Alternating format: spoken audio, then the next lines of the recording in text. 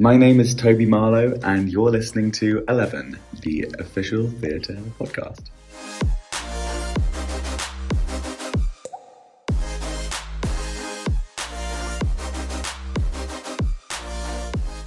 Hello and welcome to 11, the official theatre podcast that brings the biggest stars and creatives together in one place to discuss life in the arts. By royal appointment, today we have a guest that's become one of the most successful voices within British theatre. As the composer and co-writer of Six the Musical, he's brought the tales of the infamous wives to life in a show that's literally taken the world by storm. With productions across the globe and soon to be opening officially on Broadway, his work alongside friend and collaborator Lucy Moss has redefined the modern musical theatre model. Not his only success story, his show Hot Gay Time Machine has received rave reviews, an official London debut, and has a sold-out run in New York pending. But none of these successes have stopped him from returning to the drawing board and continuing to write on new projects. So how do you go from writing at university to peaking over 100 million streams on your first cast album? Well, let's find out as he joins me to talk through the global phenomenon of Six, wanting to see queer stories and queer people represented at a greater level on stage, his love and forever obsession with the previously mentioned Lucy Moss, and his plans to release some new work to us all rather soon. It's the all-round genius Toby Marlow on this, the next episode of 11, the official theatre podcast. Just to let you know, due to the COVID-19 global pandemic, Toby and I connected digitally, so please forgive any brief moments while we wait for the internet to catch up. Enjoy.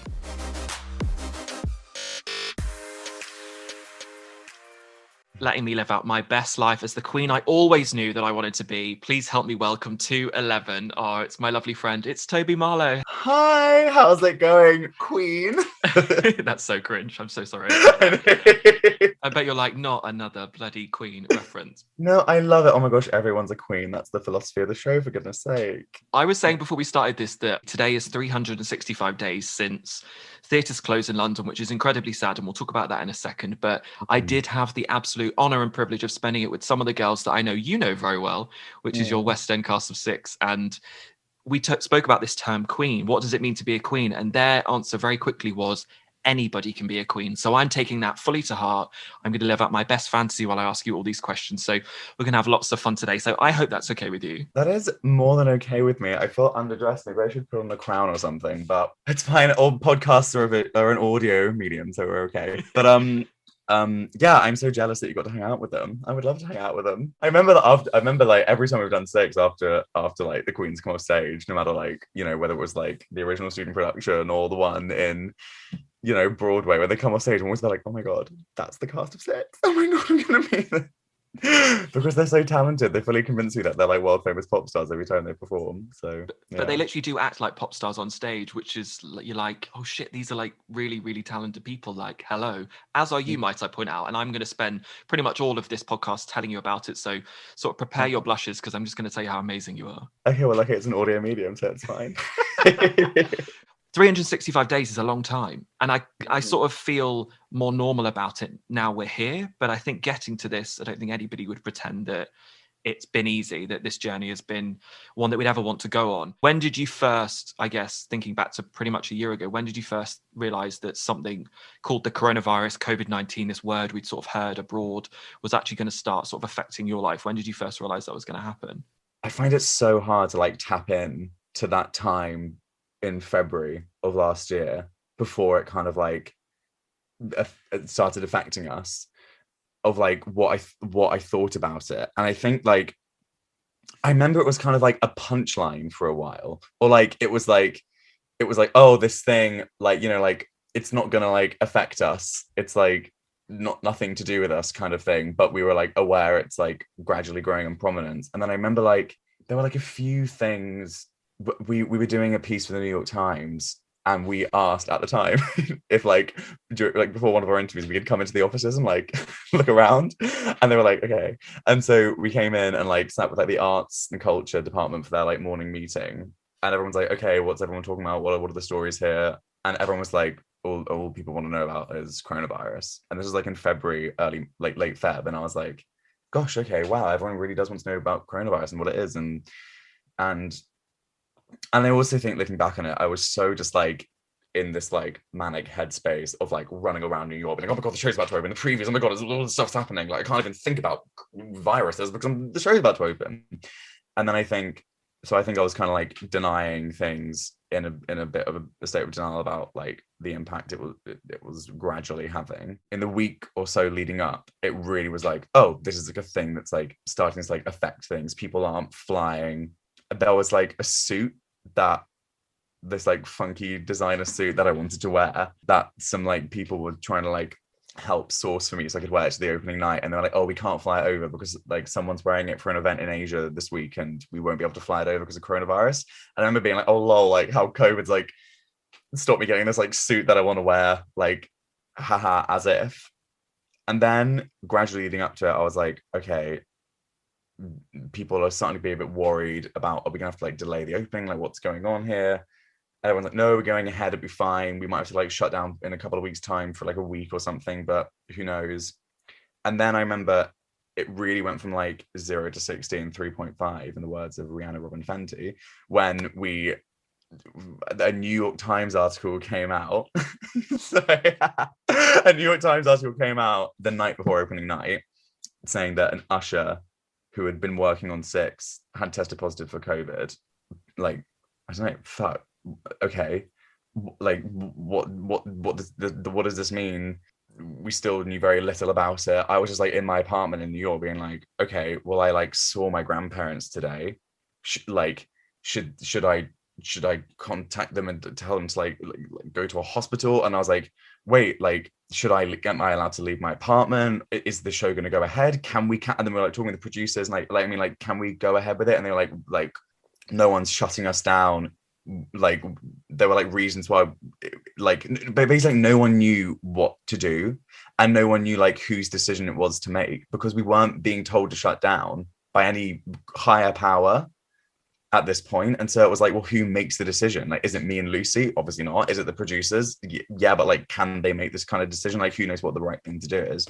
Then we found out more information, and we found out that this usher had like been outside as opposed to like in the theater interacting with people coming, and hadn't been backstage. But then we like deep cleaned the theater, and then it was like, okay, we're gonna like go ahead as if we're opening, and then oh god, and then we were just told to go ahead as if we were opening.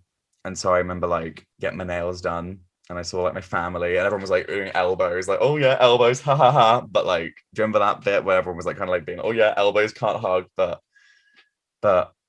in like a way that was like not that serious.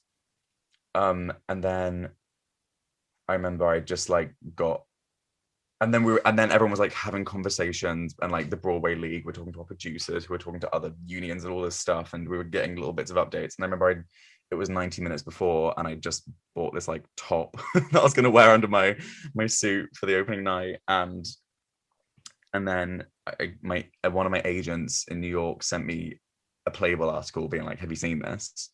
And it was like, Cuomo announces that Broadway, that New York's going to shut down, Broadway theaters will be shut down from like 5 p.m. this evening. And I was just like, cool, well, I guess that's what's happening.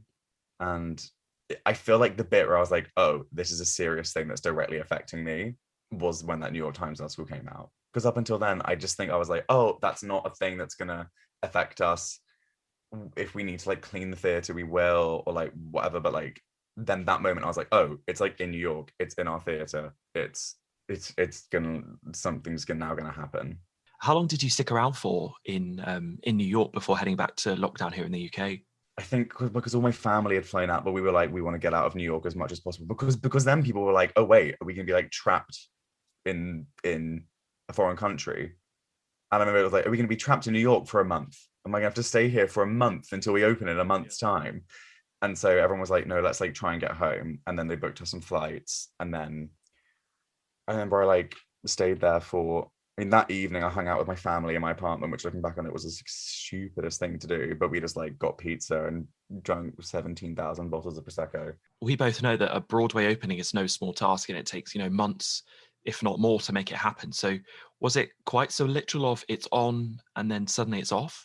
Well, that's the thing, that it was like, because the decision was taken out of our hands. When New York is like we're locking down, then it's like, okay, well, just cancel everything. Actually, to be honest, I don't really know what it was like for the producers and the producing team that evening. I'm sure it was an absolute nightmare of administration of what they were doing. I'm sure they're up. Here's me just being like, yeah, I'm sure they just like no one turns up, I guess. But I'm sure there were like 1,000 things to do and think about, which was incredibly stressful for everyone. But my main thought was like, it was important to like, I don't know, be with my family and friends that had come out, and to be Yeah. with Lucy and just to talk to the creative team and kind of see how they were, and because yeah.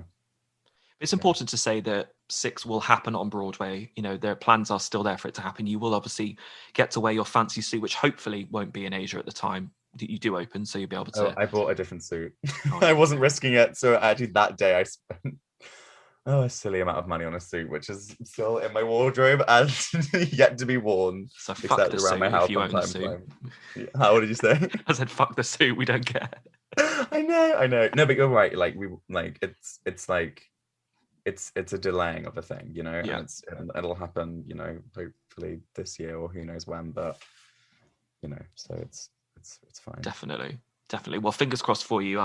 It's an amazing show, and I look forward to people getting to see it and it getting to have its moment. It deserves to be the queen on Broadway, so I'm sure that will happen. Let's talk about theatre for you generally, because it's been a big part of your life, not just recently, but you know, it's pretty much as far back as you can remember. You've always had this interest and love of the arts. Theatre and composing and music and everything has always been sort of within your wheelhouse. It's obviously developed and come further on. But in terms of a life in the theatre, was that the plan? Did you think, do you know what? I want to be on the stage. I want to write for the stage, I guess. How did you get to the point of which you started? I guess let's go back from when you started writing Six. Let's go before then. I guess, how did you sort of get into that? Oh, how did I get into that? I guess I like via acting, I guess, when I was a little babu, and I loved like doing anything for attention because I was a middle child, and I did all like the school plays and had a good time doing that. I was the grumpy sheep in the hit nativity musical The Grumpy Sheep. I don't know if you'd read about that, but it was a pretty big deal. I did see it. I left before it started, but yeah. I know, it was so close to being shut down. It was an absolute nightmare. But yeah, so and then I was doing stuff at our like local theatre, and then my mum's friend, who was a director, she was like, Toby really likes acting. My mum was like, yeah. She was like, have you thought about Toby auditioning for an agency? And mum was like, no. And so then I auditioned for like Sylvia Young, and then I went, and then I and places like that. Then I got an agent, and I started auditioning for like West End shows, like Chitty Bang Bang and things. And then I did like a bunch of like film and TV projects between 9 and 14, which is Is super that fun. Miss Marple? Oh my god, yeah. Right. Tell Finally me be everything. recognized for my true magnum opus. Also, I feel Thank like you. if ever a film or a television show needs to be a musical, Toby Marlow starring as Miss Marple in Miss Marple the musical. Hello, cha-ching, Sonia Freeman, are you there? I've literally contacted every single producer saying, look, I need to be Marple on stage. We all know it. I have the wig. I have the suit, for God's sake. Yeah, I'd look, honestly, any work at the moment would be great. No, so I was Miss Marple was my first. I played James Stoddard West, the bilingual little French English boy. My favorite line of that was, "Who's Mrs. M. Crackenthorpe?" Which I know. Hey, there's no need to cry. I know it's moving, but you know, It's the I have BAFTA nomination you deserved, let's all be honest. yeah, and the one I was very grateful to get and to win. So that was it was a good year that year. Um, and yeah, and then I was like also at the same time like always doing music and always songwriting around the house, but not really like kind of like doing like theater or acting and music together. Oh, actually, that's a complete lie. I also was a member of this like local theater group called Acorn, which was the most amazing, wonderful thing in the whole entire world. And I did it like throughout my whole childhood until I left school. And it was this kind of like bohemian vibey thing where there was lots of like music making and it was very storytelling, and like very like hilarious and wacky and I just had the most very creative, and we just like went around Oxfordshire and also to Devon, like doing like shows about wolves and about the retellings of like old myths and stuff, and I did a lot of like songwriting for that and like jamming with the other members of the band, and that was like the coolest thing in the whole entire world, and like, you know, fueled the fire even more, I guess. Yeah, and then I did more acting at school. I went to uni, and I was like, oh, I want to be a singer songwriter. But then in my first week, my friend was like, oh, I've written a musical. Can you audition for it? And I was like, okay. And I did a musical in my first week of uni, the first term of uni, called The Last Post, which was written by Henry Jenkinson and Ellen Robertson, who are now both unbelievable, amazing people doing incredible things. And I was like, oh my god, like someone my age has like written a musical and like put it on. That's so cool. Um, and yeah, and then from there I was just writing songs and music for plays at uni until six came along, really. Where did the arm of writing come into the person that wanted to be an actor? Was that purely sort of down to trial and error? Yeah, I guess I was like always doing songwriting and like wanting to be like a singer-songwriter throughout my childhood. Like my parents are musicians, we're a very like musical family. And I was just like always like writing songs of like, you know, like my godparents' children were musicians, we were always jamming with them, and just like my best friend was a pianist and we were always jamming, and so just like always doing a lot of music and songwriting. And then there was like, and then like with Acorn the theatre group, I would write songs for those shows, and that was, and then I was doing that because of acting, and so then like music kind of started bleeding into it. And then it's kind of a thing of like when you're an actor doing a theatre show, if you're the one that like can do music as well, people are usually like, oh, can you like do a bit of music for this, or like write a song for this bit, and you're like, oh yeah, I guess so. And then the worlds kind of like start to bleed together. Do you get the urges to go away from your writing voice and your writing head back into potentially the world of acting? Like, do you sometimes think I actually wouldn't mind, 6 weeks in Les Mis, being in the ensemble, learning that, giving it a go? Or do you think that that's perhaps something that you loved and enjoyed, but now you've obviously got something else? Always, I loved performing at uni. I found when I was like performing in something and it like wasn't going well, or I like didn't feel comfortable, or I wasn't like in love with the piece, I felt like I had like very little control, and that made me so anxious and so stressed, and like really like not make the experience enjoyable. But when you're like writing for something and you're like on the other side of things, and you like have more like control of what like the piece is going to be, and you can like give it to like amazing performers who you trust, and that was like a less anxiety inducing experience, I guess. And also like as my like queerness was like developing, and then like the majority of like things that I was like auditioning for was like straight boys and Shakespeare plays, and I was there just like, oh, it's actually like not that fun to like like really like, I don't know, like not myself in a way, or like it felt like, I don't know, less enjoyable as it went on. But then in my third year of uni, me and Lucy and our friend Zach were at a show called Hot Gay Time Machine, which is Yes. basically just like me and Zach, and Lucy directed it, and it was like us performing in it and just like being like these like hyper camp ridiculous versions of ourselves and singing songs we've written about our lives. And it was like the most fun I've ever had of all time doing that show. And then it really like reinvigorated a love of performing. How narcissistic. It's like I really fell in love with performing again when I could perform as myself. When I'm the star, thank you. When I'm the star in a role that's named Toby. But does that make giving, for example, you said about control and perhaps things not going in a way that perhaps you see them or would like them to, does, when you create work that you then hope will be successful, you say, oh, this is what I've done, if it's a song or a piece or a show, does it make it difficult to give that over to someone else? Or do you have to believe in the material that it's right, and therefore that person will do what you've written? I guess, how do you, that seems like they could potentially clash. Yeah, I don't know. I guess it's like inconsistent and always a bit different. I just like, there were like a couple of times when I was like in a show when I was acting at uni, and I was like, oh my God, I'm not enjoying this. And I feel like I'm not good enough to like make this situation not stressful and not enjoying this. But one of my biggest joys ever is when you write something and you give it to someone who you like phenomenally trust as a performer or a director, and they're because doing Hot Gay Time Machine, like Lucy, who I trust creatively more than anything in the world, and Zach, who I trust creatively more than anyone in the world, like doing something together, I'm just like, oh my God, even if I'm terrible, like this is going to be fun and good and feel good because I trust everyone around me doing it. Yeah. And like with Six, everyone in the team always unbelievable, the cast always unbelievable, and the material, we're like proud of it. And so I'm always like, you know, you still feel completely anxious every time anyone goes on stage to perform your material, but it also just feels really rewarding and great because you're like, oh, I know I'm not directly controlling this, but I've like, I guess there's like a thing when you're acting, it's live. If something, I'm immediately in charge of what's happening in this moment, and that's quite a stressful thing, but also a very like enjoyable thing. Whereas like when someone's performing your work, you've like spent many hours trying to make it something that you think is going to be good and going to work, and then when that's in a place that you feel is good enough to give to someone else to perform, then usually that feels, you know, pretty cool.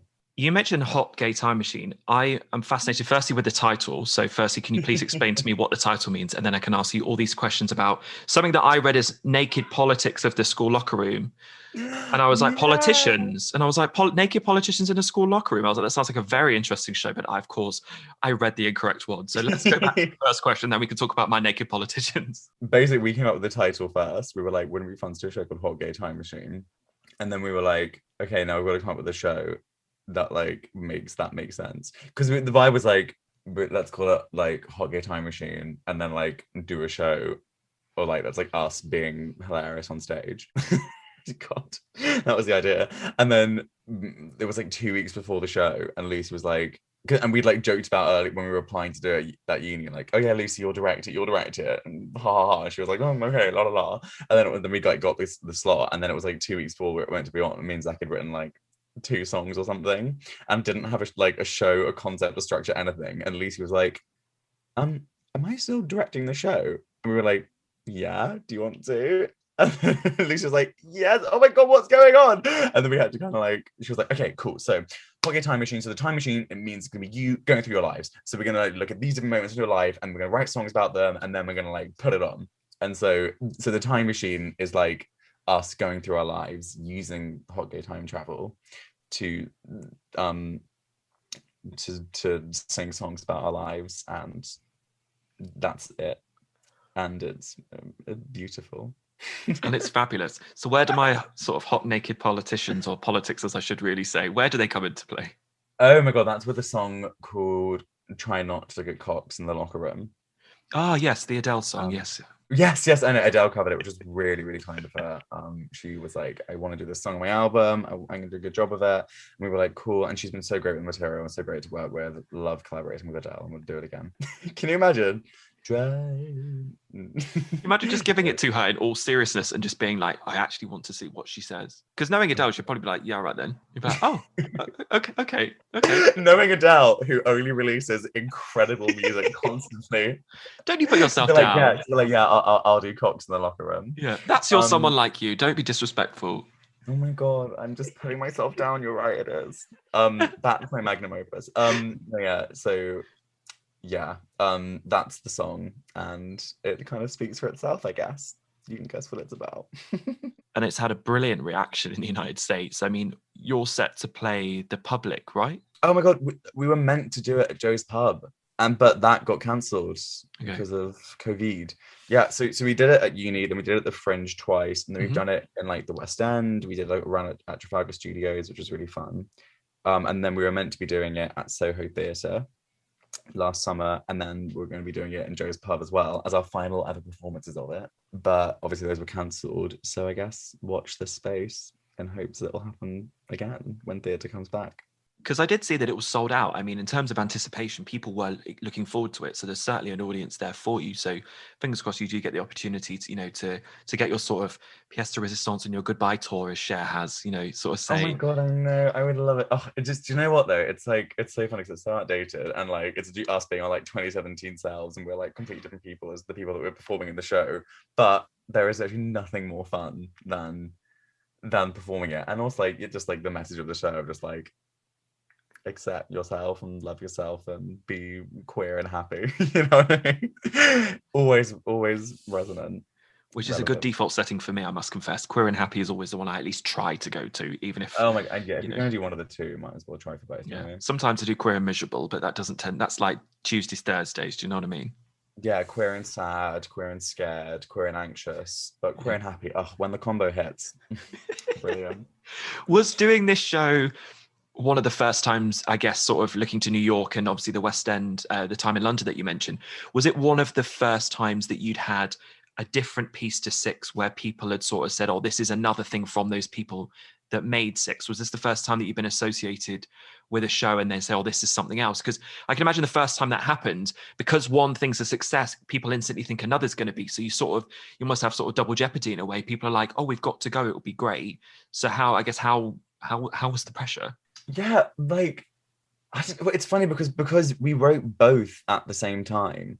Like Hot Gay happened the same term that me and Lucy like wrote Six at uni, and so then we did them both at the Fringe in the same year, and then obviously like Six blew up, and then Hot Gay also like had producers coming to see it who were like, oh my god, we like want to do this in London. And so we were always like doing Hot Gay as Six was building. And like in 2018, when we were like putting together the professional production, like we were doing Hot Gay at the Other Palace every month, and we had like a residency there. And then like Six then like came to the West End for those 7 weeks in 2018 in like September, October. And then after that, we did Hot Gay from like November in the West End. And then Six opened permanently in the West End like the week after that Hot Gay run ended, and so they all kind of like happened at the same time.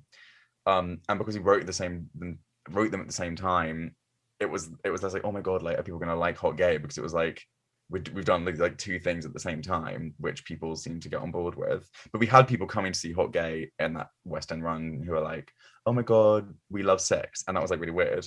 That it was like, we're like fans of this other thing you've written, so we've come see this thing. And I'm like, oh my god, I feel like Lady Gaga, and like that was really fun. And then yeah, and it's kind of like since then where it's like, oh god, we haven't like released like our next like big thing. But they also felt like very different things, because like we did Hot Gay with Zach, like I performed in that one, and it feels like a different thing to like Six. You know what I mean? Was creating that show a direct response to what you mentioned earlier, which was about a lack of representation and seeing yourself?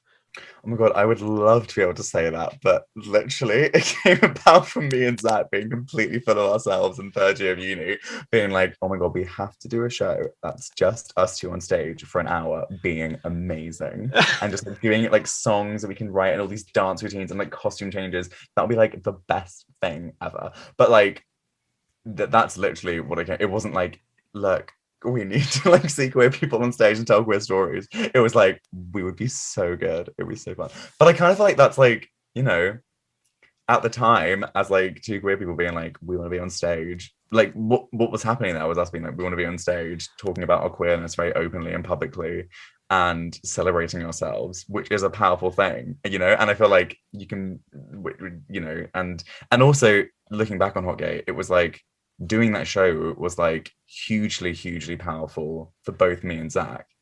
Just like being on stage as ourselves and being really, really, really queer and gay and loud and celebratory about it was like amazing for us, for our confidence, because we were still so young at the time. Do you know what I mean? And just like being on stage, having lots of people going, wow, and you're like, we're the Hot Gays. Like it felt very validating and very good, and it also had like amazing repercussions for like my family life, like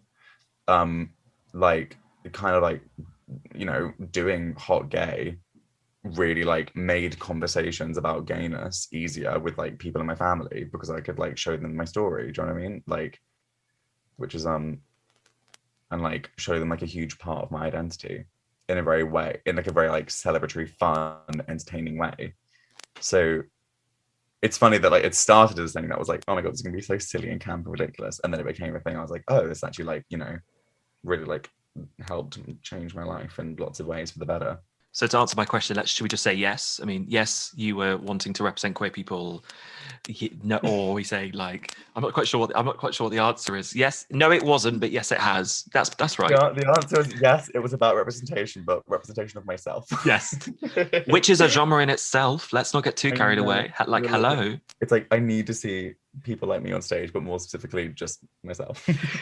In terms of flicking between projects, you mentioned about writing Six and also Hot Gay at the same time, but have you then also tried to develop other things in terms of sort of flexing that creative muscle, or do you have to sort of stick with stuff that's quite linear and say, I can only work on this now at the same time? I guess, how does your brain work? Oh my God, that's such a good question. I have no idea. Like during the last couple of years, it's been like a lot harder for me and Lucy to like do writing because like six in all its different ways just like takes up a lot of time, whether it's like traveling to audition or to rehearse or to, because also Lucy's one of the directors, and so lots of traveling, lots of rehearsals, lots of this and that, and there's always just things going on. And then occasionally like, oh quick, we've got a spare week, let's like get an Airbnb in Kent and just write something. And still like having all these general meetings all the time during that time, or like with people of like, oh, what are you working on at the moment? We're like, well, literally nothing, just six. And so, but like gradually getting ideas and working on bits and bobs of things. And then we've kind of like in the last year just done like a ridiculous amount of writing because we've had the time to do so. And which has been, great. We're really lucky that we've had that. And now we're still kind of like working out like how we work and what we work on and when. We've done things before where we tried to like, a day on this, then a day on this, then a day on this, kind of like a revision schedule. And now we're kind of like, okay, let's like write on this project for 2 months, and then let's write on this project for 2 months, but I guess like, once the world starts up again, who knows what's going to look like, because in terms of like timing and schedules and stuff. But at the moment it's kind of funny because we're kind of doing like a 9 to 5 schedule, just like, waking up, writing, going to bed. I guess, and finally, we've spoken so much about the different hats that you've got. You've spoken about the successes that you've had, the challenges, the representation that you want to see, the fun that you just want to see on stage, the amazing people that you've had the opportunity to work with, and a few hints about some possible things happening in the future. But do you have anything that you're still desperate to try and fit into a very busy life that you'll have once theatre comes back? Is there anything that's still sort of top of that wish list that you think, yeah, I'm going to try and do that? Finding love. I don't know where that comes into the industry. Oh, if it does, I don't mind. No, I'm done dating actors. But yeah, finding love and finishing something else, finishing another show and putting that on, whatever form that takes. Finishing another project, writing it with Lucy, and being like, bam, here's something else. Would be lovely to do. My God, going to a club. That's actually my number one ambition in my career at the moment, is just going to a club and filling myself with Prosecco and dancing. Toby, it's such a pleasure to get the opportunity to talk to you. So thank you so much. And just to celebrate you, I said at the start that we were going to discuss so many different things and so many things that I know people have got lots of questions to ask. So hopefully anybody that is a fan of your work has had lots of their questions answered today. I look forward to hearing about some of those projects. I know there are very limited things that we can say, but I think it comes with great excitement rather than pressure that we know that there are things happening. So please, best of luck with that. And I hope you get to finally finish something that you can put out to the world and feel very, very proud of. And hopefully maybe even go to New York and open your show. You never know the craziness that might be out there. That would be fun. I've got a suit perfect for it. You've been listening to 11, the official theatre podcast.